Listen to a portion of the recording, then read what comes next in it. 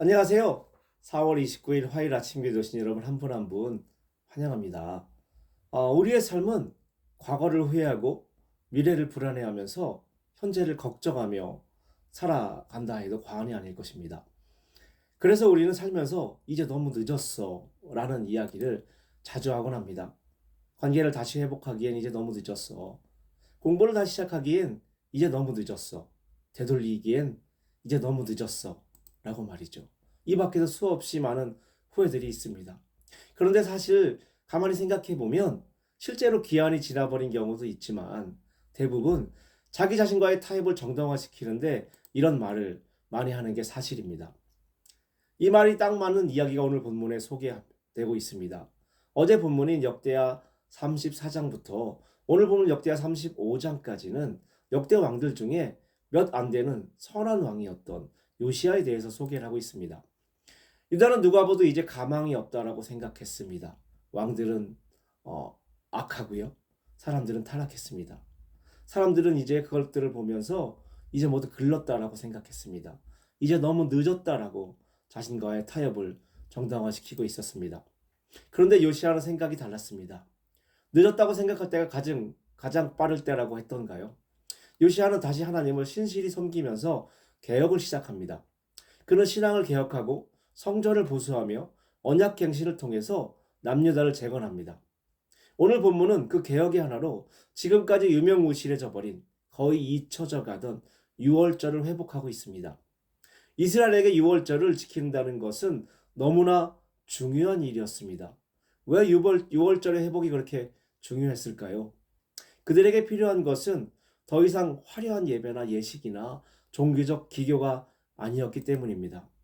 그들에게 지금 필요한 것은 점점 흐려져가는 하나님의 흔적들, 그 기억들을 되살려주는 일, 하나님이 어떤 분이셨는지, 그들에게 어떤 일을 했는지, 어떻게 자신들을 구원하셨는지, 그때 그들은 어떤 것들을 했는지 점점 흐려지는 기억들, 그 기억들을 되살리는 것이라는 것을 요시아는 알았던 것입니다. 그래서 유월절을 회복하는 것이 그렇게 중요했습니다. 우리 삶도 이와 비슷한 것 같습니다. 요즘 들어 교회의 영향력이 점점 더 없어지는 게 사실입니다. 하나님의 자녀들을 보고 사람들이 실망하는 일들이 점점 더 많아지고 있는 게 사실입니다. 더 이상 교회는 가망이 없다고, 예수를 믿는 것이 가망이 없다라고 사람들은 이야기합니다. 이제 너무 늦었다고 이야기하기도 합니다. 교회마다 이 고민을 가지고 몸부림치며 애쓰고 있습니다. 하지만 어떤 효과가 있는지 잘 모르겠습니다. 우리가 회복해야 할 것은 어떤 것일까요? 오늘 본문의 요시아의 개혁은 이런 우리에게 많은 생각을 하게 합니다. 점점 흐려져가는 하나님의 흔적들, 그 기억들을 되살려주는 일, 하나님 우리에게 어떤 분이셨는지, 우리에게 어떤 일을 했는지, 어떻게 우리를 구원하셨는지, 그때 우리는 어떤 것들을 했는지, 점점 흐려지는 그 기억들, 하나님에 대한 흔적들, 그 기억들을 되살리는 것, 그것이 바로 우리가 해야 될 일이죠.